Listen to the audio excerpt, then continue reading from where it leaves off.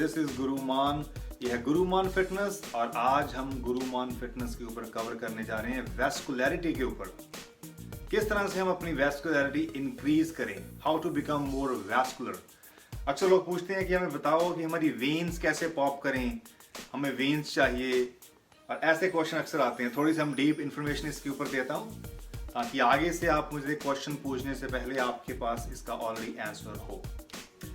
Vascularity मतलब मोर pumped, मोर vascular जब बोलते हैं तो हम बॉडी की वैस्कुलरिटी की बात करते हैं। मतलब है कि वेन्स जो है कितनी प्रोमिनेंट है उस समय आपको देखने के ऊपर, वर्कआउट के दौरान जहाँ जो पंप है उसके दौरान आपको जो वो वेन्स दिखती है, जो हमारी नसें हैं वो कितनी प्रोमिनेंट हैं, तो उसको किस तरह से उसकी वैस्कुलरिटी इंक्रीज करें। बहुत लोग कहते हैं मेरे बाइसेप का साइज बहुत अच्छा है लेकिन मेरी वेन नहीं है, मेरी आर्म्स के अंदर वेन्स नहीं जा रही, मेरी आर्म्स का साइज बहुत अच्छा है। और साइज वगैरह का इसका कोई लिंक नहीं है। मैं आपको बताऊंगा कि एक्चुअली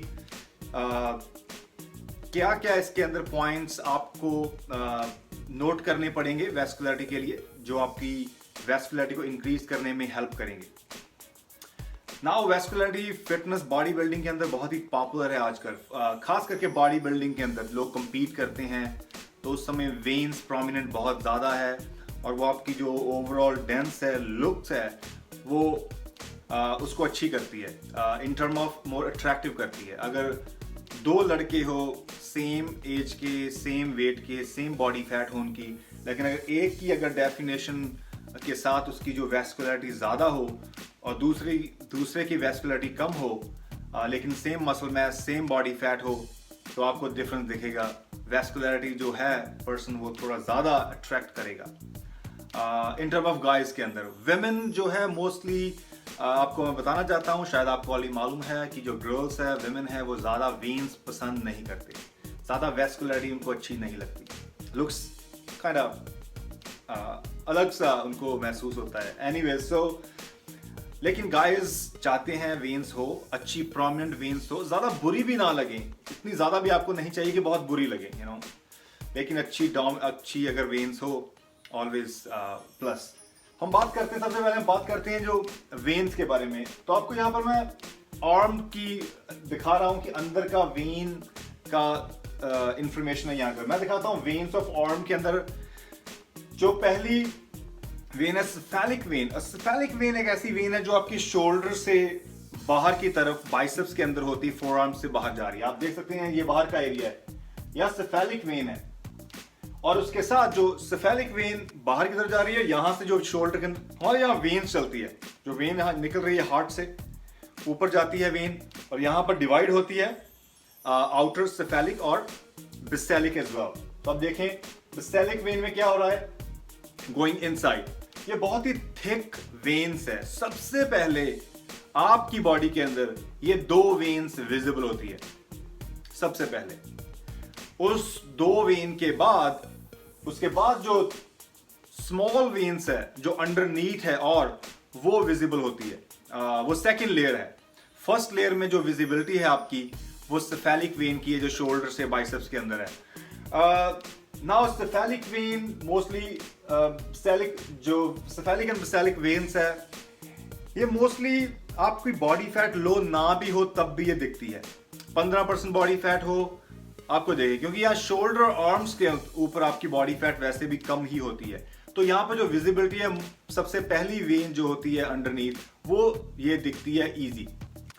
जब आप ज्यादा जो ज्यादा वेन्स आप देखना चाहते हैं in term of small veins जो अंडरनीथ रन करते हैं हमारे ओब्लिक्स में, हमारे चेस्ट के अंदर से, इंक्लूडिंग हमारे लोअर एब्स का एरिया, और जहां पर हम पेंट वगैरह बांधते हैं, जो वेस्ट एरिया उसके बिल्कुल लोअर बेली का एरिया है, वो वेन्स टोटली डिफरेंट है। सो हम बात करते हैं कि वेन्स के बारे में कि हमें क्या क्या इसके अंदर पॉइंट्स है, किस तरह से आप अपनी वैस्कुलरिटी इंक्रीज करेंगे। मैंने आपके लिए कुछ पॉइंट्स नोट किए, आपको बताना चाहता हूं इंफॉर्मेशन डीप में। तो ये आप रखें कि अगर आपकी ये वेन नहीं दिख रही सेफेलिक, तो इसका मतलब है कि आपकी बॉडी फैट लेयर काफी ज्यादा है। नाउ वेन्स जेनेटिक्स भी है, आपको बताना चाहता हूं। बहुत लोग जेनेटिकली उनकी बॉडी फैट हाई है, ज़्यादा वर्कआउट नहीं करते तब भी उनकी जो आर्म्स है, शोल्डर के अंदर जो वेन्स है वो काफ़ी प्रोमिनेंट है, काफ़ी विजिबल है। जैसा आपको मालूम है कि जो जेनेटिक्स है वो 100 में से एक बंदा होगा, 2 होगा, बाकी 98% को हार्ड वर्क करना पड़ेगा उस वेन की, उस वेस्कुलरिटी को इंक्रीज करने के लिए। सो जेनेटिक्स, हर फैक्टर में जेनेटिक्स, हर चीज के अंदर जेनेटिक्स जरूर है, लेकिन आपको मालूम है वो 1 से 2% ही है, बाकी आपका हार्ड वर्क ही होता है। लेट्स अंडरस्टैंड कि क्या क्या इसके लिए पॉइंट है। सबसे पहला गाइस मेरे पास है lower the body fat to single digit. Vascularity increase करने के लिए सबसे पहले अपनी बॉडी फैट काफी कम होनी चाहिए। कहां कितनी होनी चाहिए? सिंगल डिजिट, मतलब 10 से कम। जब 10 से कम आपकी बॉडी फैट होगी, आपकी वेन की जो वैस्कुलरिटी है, विजिबिलिटी है, ऑलरेडी ज्यादा होगी। नाउ बॉडी फैट लो करने के लिए क्या करना पड़ेगा आपको? कैलोरिक डेफिसिट में होना पड़ेगा, प्रॉपर आपको वेट लॉस या फैट लॉस प्रोग्राम्स है, फैट लॉस जो मेरे हैं प्रोग्राम फॉलो करने पड़ेंगे, या आप किसी और के फॉलो कर रही हैं तो आपको सबसे पहले सिंगल डिजिट में आना पड़ेगा। सिंगल डिजिट आने का मतलब ये नहीं कि आपका मसल भी कम हो गया। वैसे तो जो स्किनी गाइज होते हैं, स्किनी फैट नहीं, स्किनी गाइज होते हैं, वो काफी उनकी बॉडी फैट लो होती है लेकिन मसल मैस नहीं होता, उनकी वेन की विजिबिलिटी भी नहीं होगी। सो अब लो बॉडी फैट के साथ आपका मसल मैस हाई भी चाहिए, राइट? सो सबसे पहले आप सिंगल डिजिट बॉडी फैट करें और आपका जो मसल मैस है वो भी ज्यादा होना चाहिए, वो इतना इंपॉर्टेंट हो। उसके बाद सेकंड पॉइंट है यहाँ पर डिक्रीज द वाटर रिटेंशन। अब ये वर्ड आप मुझसे क्वेश्चन पूछते रहते हैं ऐसा भी कि हम अब वाटर रिटेंशन, वाटर कैसे कम करें बॉडी से। नाउ सेकंड पॉइंट है decrease the water retention. Water retention क्या हो रहा है? हमारी स्किन, मसल के ऊपर क्या है? स्किन। तो मसल के ऊपर स्किन और मसल के अंदर बहुत लोगों के पानी है, फ्लूइड है, किसी भी तरह का फ्लूइड जमा हुआ है, इकट्ठा हुआ है। जो वाटर आपकी बॉडी ने रिटेन किया हुआ है उसको बोलते हैं रिटेंशन। जो वाटर आपने होल्ड किया आपकी बॉडी ने स्किन और मसल के अंदर है, जिससे आपकी वैस्कुलरिटी नहीं दिखेगी क्योंकि वहां पर पानी है, तो वो आपको कम करनी पड़ेगी, डिक्रीज करनी पड़ेगी। कैसे करेंगे? आप यहां पर 4 से 5 मतलब मिनिमम 5 लीटर पानी पिएंगे लगभग 3 दिन कंटिन्यू। 3 दिन आपने 5 लीटर पानी पीना है कंटिन्यू, और अपना सोडियम वगैरह सॉल्ट कम कर दें, और 3 दिन के बाद आप लगभग 1 दिन 1.5 दिन पानी बिल्कुल कट कर दें। जब मैंने एकदम पानी कट कर दिया, आपकी जो आप पानी पी रहे हैं, आपकी बॉडी उस समय जितना भी रिटेन किया हुआ है वाटर वो सारा फ्लश कर देगा, आपकी किडनी फ्लश कर देगी पानी। सो ये आपको गेम प्लान से करना पड़ेगा। मतलब आपके पानी लगभग 3 दिन आपने 5 लीटर पानी पीना है, उसके बाद चौथे 5वें दिन आपने पानी बिल्कुल कट कर देना है। उससे क्या होगा? आप किडनी, आपकी जो पानी आपका होल्ड किया है किडनी, वो भी आपका फ्लश कर देगी, जिससे आपकी वैस्कुलरिटी में आपको हेल्प होगी, क्योंकि आपकी विजिबिलिटी है, मसल और स्किन के अंदर पानी ही होता है, वो आपको कम करना जरूरी है। आपको मालूम है कि जब से मैं पिछला पॉइंट था बॉडी फैट का, ये इसलिए जरूरी है कि हर एक ह्यूमन के अंदर वेन्स है। जिस तरह से हर एक ह्यूमन के अंदर एब्स बने हुए हैं, वो दिखते नहीं है क्योंकि बॉडी फैट की लेयर ज्यादा है, उसी तरह से हर ह्यूमन बीइंग के अंदर वेन्स का जो प्रॉपर नेटवर्क बना हुआ है वो क्यों नहीं दिखता? क्योंकि आपकी बॉडी फैट की लेयर ज्यादा है, उसको कम करना पड़ेगा, राइट? हमारा तीसरा पॉइंट है increase body temperature. Body temperature का मतलब है, आपको मालूम है कि गर्मियों के दौरान आप काफी पंप महसूस करते हैं। गर्मी से टेम्परेचर से आपकी जो स्किन है, वो जो स्किन का टेम्परेचर रेज होता है, बॉडी टेम्परेचर रेज होता है, जिसके आप वैस्कुलरिटी, बिना वर्कआउट के अगर आप आर्म को ऐसे करें, you will see veins coming out, क्योंकि body temperature, body heat up हुई है, जिससे आपकी जो विजिबिलिटी है, वैस्कुलरिटी, वो ज्यादा इंक्रीज होती है। सर्दियों के दौरान ठंड में आपकी वेन्स उतनी ज्यादा पॉप नहीं करेगी जो गर्मियों में करेगी, क्योंकि बॉडी टेम्परेचर ठंड में अलग होता है और गर्मियों में अलग, जिससे कारण हमारा सर्दियों में बॉडी वेन्स पॉप नहीं करती। तो अगर सर्दियों में आप वैस्कुलरिटी इंक्रीज कर रहे हैं, काफी टफ होगा। लेकिन अगर शूट से आपके, तो आप वहां पर सोना जो आप बात करते हैं वो आप कर सकते हैं। टेम्परेरी एक और फिक्स है, ब्लो ड्रायर। आप अगर ब्लो ड्रायर का इस्तेमाल करेंगे स्किन के ऊपर उसको ड्राई करने में, तो आप देखेंगे वहां पर आपकी जो वैस्कुलरिटी इंक्रीज होगी।